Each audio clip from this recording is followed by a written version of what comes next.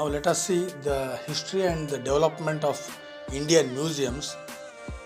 In early Indian literature, to art galleries, that is Chitrashala, exhibiting the rows of paintings and other objects of decorative art in the palaces of kings and nobles where they could relax during leisure hours.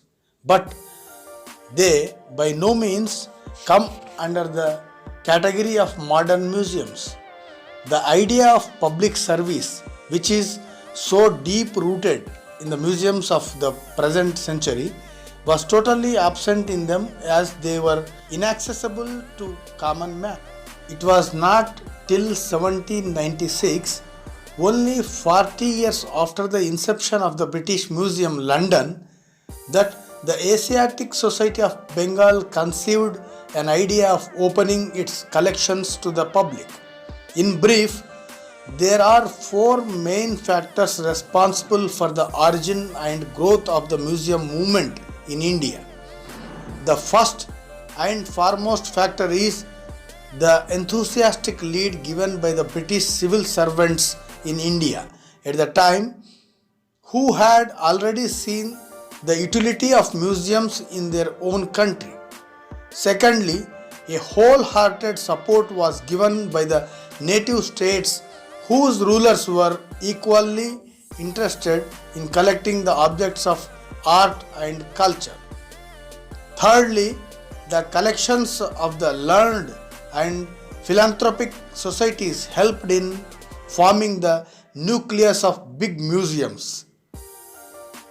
Last but not the least was the emerging of Archaeological Survey of India, whose officers considerably strengthened the movement by opening site museums on the excavated sites, by distributing the materials to the other museums and by interpreting it for the scholars. In 1814, the Asiatic Society of Bengal accepted the offer of a Danish botanist, Dr. Nathaniel Wallich, to act as an honorary curator of the Indian Museum, Calcutta, which was started by the above society. This was instantly followed by the Madras Literary Society, which expressed its desire to establish a museum of economic geology at Madras in 1828. In 1850, the surgeon Edward Green Balfour took charge of the proposed museum, which was established in 1851. The examples set by two above societies proved a great incentive, and many more new museums in different parts of the country were opened. The Victoria Museum at Karachi, now in Pakistan, and the Trivandrum Museum in South India were established in 1851 and 1857 respectively. By the year 1857, there were 12 museums in the whole of the Indian peninsula. The outburst of the political uprising in the year 1857 left its impact on the growth of the cultural institutions too. The progress of the museum movement was slowed down for a short while. In 1863, the two museums at Lucknow and Nagpur were opened. It was only after 1 year, in 1864, that a museum was established in Lahore, now in Pakistan. In the next decade, 6 more museums at Bangalore in 1865, Faizabad in 1867, Delhi Municipal Museum, Calcutta Economic Museum in 1872, Madhura Museum in 1874, and the Raipur Museum in 1875 were opened. It was during the Viceroyalty of Lord Lytton that the Indian Treasure Trove Act was passed in 1878. At the end of the 19th century, there appeared a few more new museums at Trichur, Udaipur, Bhopal and Jaipur in 1887 and Raikot in 1888. Baroda and Bejawada in 1894, Bhavnagar and Tiruchinappalli in 1893. The dawn of the 20th century was an era of awakening and great reforms. Lord Curzon revived the Archaeological Survey of India with a view to surveying and exploring the relics of ancient Indian culture and also for opening the site museums on important sites. Several site museums in places like Sarnath, Pagan, Taxila, Nalanda, Mohenjo-daro and Harappa were established in the early years of the existence of the department. Later, a few more site museums at Chamba, Jodhpur in 1909, Khajuraho and Gwalior in 1910 and Dhaka, now in Bangladesh in 1931 were opened to house the site collections. In the year 1911, Dr. J. Vogel produced the first directory of Indian museums by supplying a detailed information relating to each of these museums, which were then 39 in number, to the Conference of Orientalists at Madras. Another historic event of the first quarter of the 20th century was the visit of the Prince and Princess of Wales to India. The Prince of Wales Museum, Bombay, was opened in order to commemorate this occasion. Sir Karimbo Ibrahim donated a sum of 3 lakh of rupees for this purpose. The museum was completed in 1914 and was handed over to the Board of Trustees in 1921. A vast collection of art and archaeological objects was gifted by Lady Ratan Tata. The collections were further enriched by a generous gift of pictures and other valuable antiquities by Sir Dorab Tata. The museum, which was described by Markham and Hargreaves in their report in 1936, was largest of its kind in Asia. These valuable gifts and donations are helpful in providing a clue to judge the gradual awakening and sympathy of the public towards museums in the beginning of the present century. In the year 1936, a grant was offered by the Carnegie Corporation, New York, to make a survey of the Indian museums. The work was entrusted to Markham, MP, and H. Hargreaves, former Director General of the Archaeological Survey of India, who visited all the existing museums in the country and brought out the report on the museums of India, the first standard work of its kind. It includes 105 museums which were taken into consideration for the above report. Markham and Hargreaves had recommended that the museums of the Archaeological Survey of India should be brought together under one administrative control. This was given effect to in 1946, just a year before India gained independence, when a museum branch came into existence within the Archaeological Survey of India. Now we will discuss post-independence era. With the dawn of independence on 15th August 1947 and partition of the country, the museum's collections were also divided between India and Pakistan.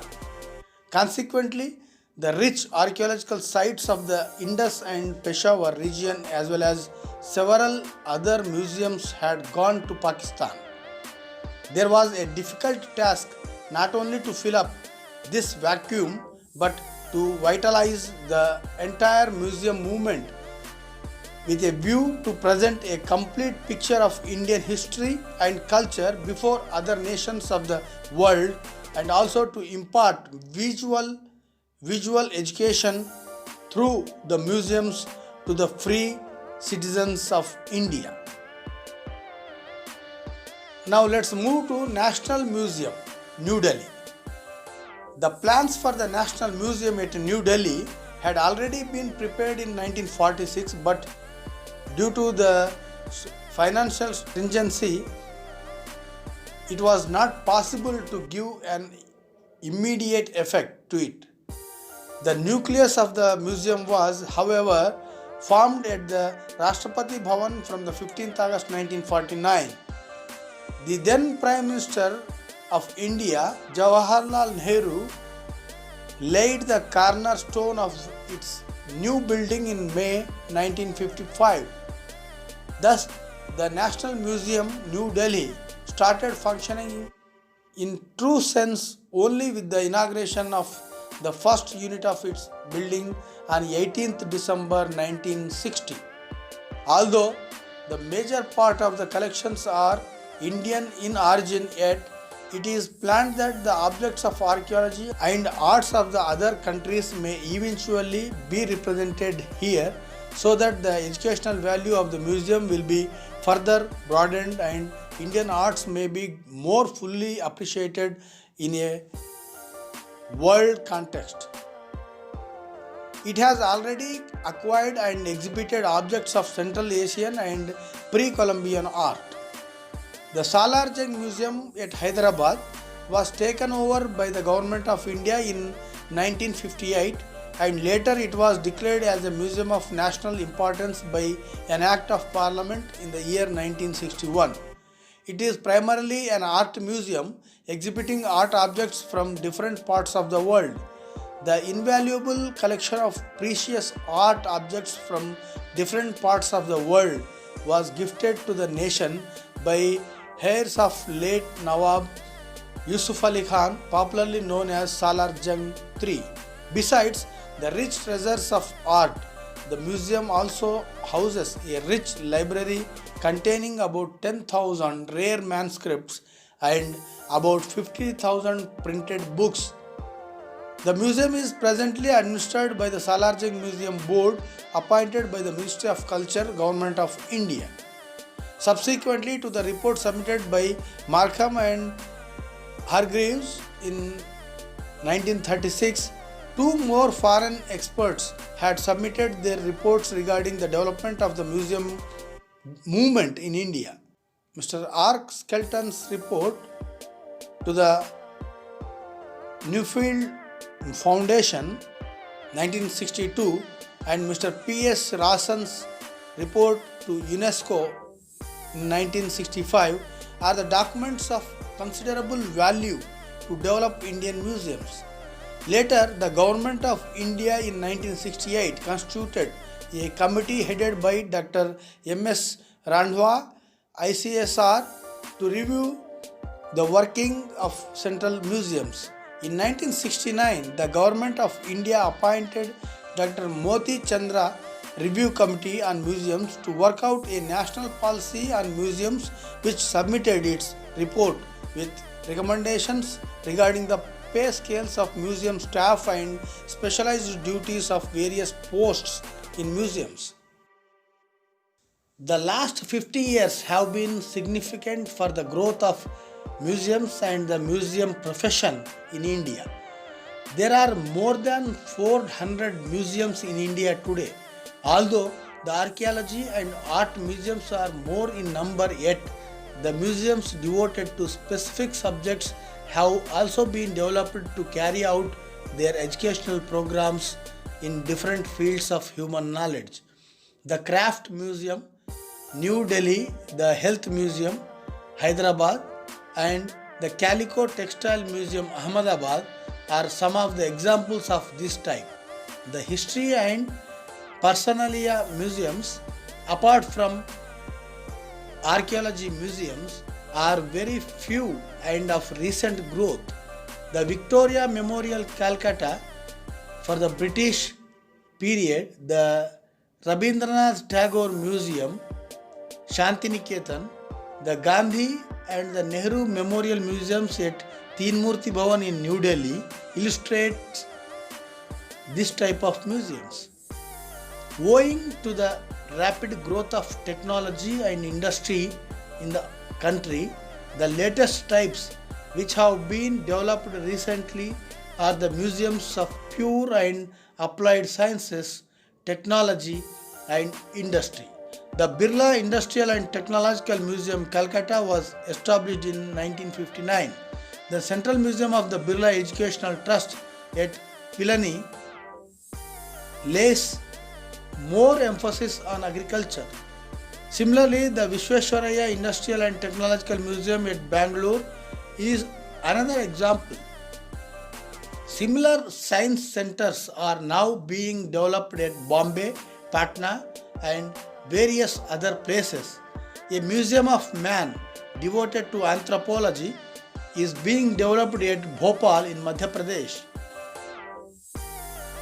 A group of museums attached to the Forest College, Dehradun, having separate sections of silviculture, timber, minor forest products, and entomology is another noteworthy addition. The Agricultural Museum, Coimbatore, contains samples of geological formation, agricultural implements, soils, and manures.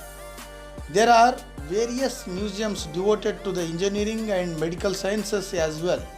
The children's museums and Bal Bhavans, although of later origin, are of considerable significance. The National Museum of Natural History at New Delhi is an excellent example of its kind, although still in formative stage. There exist a few but excellent art galleries in different parts of the country. The National Gallery of Modern Art, New Delhi, is devoted entirely to the modern phase of Indian art. The Fine Art Gallery, Baroda, is another good example. The Art Gallery, Trivandrum, possesses a beautiful collection of its not only Indian and European miniatures but also specimens from China, Japan, and Indonesia. The Art Gallery, Mysore, has a collection of mostly modern Indian paintings. The National Art Gallery, Madras, has a beautiful collection representing the artistic wealth of South India. The state Lalit Kala academies have collections of modern art of their respective regions. Now let us see the administration and finance system. It need not be overemphasized that the majority of Indian museums are directly financed and administered by governments. In addition, there are municipality museums, university museums, society museums, and museums run by private cultural and industrial organizations. The National Museum at New Delhi is under the direct supervision of the Ministry of Education, Government of India. The museums of national importance are governed by the Board of Trustees under indirect control of central government. State museums are administered by their respective state governments. The Archaeological Survey of India is in charge of the site museums, which are controlled by a Director of Museums branch attached to the Archaeological Survey of India, who periodically inspects them to ensure their smooth working. The rest of the museums are governed by the administrative bodies appointed by the parent organizations. The various ministries of the Government of India maintain the museums of national status. The National Museum, New Delhi, is directly administered by the Department of Culture. The Ministry of Culture gives full subsidy to the Salarjung Museum at Hyderabad, Indian Museum, Calcutta, and the Victoria Memorial, Calcutta. The Science and Technology Museums established under the National Council of Science at Calcutta, Bangalore, Bombay, and Patna are controlled by the Ministry of Education, Government of India. The Museum of Man at Bhopal, Madhya Pradesh, devoted to anthropology, is also controlled by the Ministry of Education, Government of India. The Nehru Memorial Museum and Library, New Delhi, and the National Gallery of Modern Art, New Delhi, also come under the Ministry of Education, Government of India. The All India Handicrafts Board has under its a National Crafts Museum at New Delhi. The Rail Transport Museum at New Delhi came into existence in 1977 under the Railway Ministry of the Government of India. The National Museum of Natural History at New Delhi is directly under the Department of Environment, Government of India. Now let us move to training of museum personnel. The scarcity of trained and skilled staff in the Indian museums is, however, a serious problem. The Museums Association of India has held special seminars to create awareness amongst the museum personnel.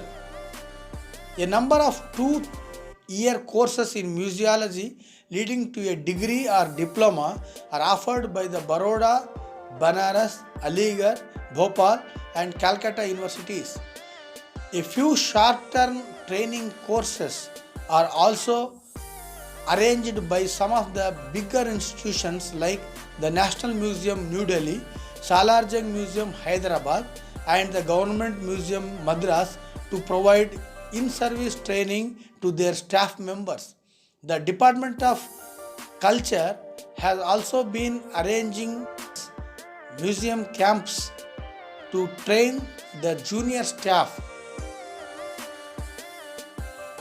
The Salarjung Museum is running an in-service training course for 1 year in collaboration with Usmania University, the Department of Ancient Indian History, Culture and Archaeology at Hyderabad.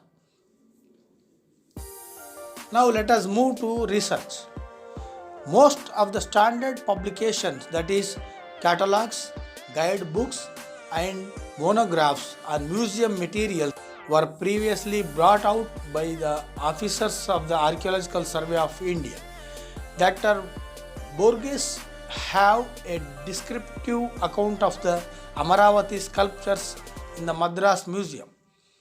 Dr. Vogel prepared a catalogue of the antiquities of Madhura Museum. Similarly, the antiquities from Sanchi Museum were described by Sir John Marshall. The contributions by Dr. D.S. Pooner, Mr. Hargreaves, Mr. Natesh Iyer, Dr. Hiranand Shastri, Mr. R.D. Banerjee, Dr. P.C. Chandra, Mr. N.G. Majumdar and Shivaram Murthy deserves all praise. Now there are a series of standard publications covering every branch of knowledge which have been published by the museums throughout India. A number of catalogs, monographs and other scholarly publications are being brought out every year for the benefit of scholars and laymen.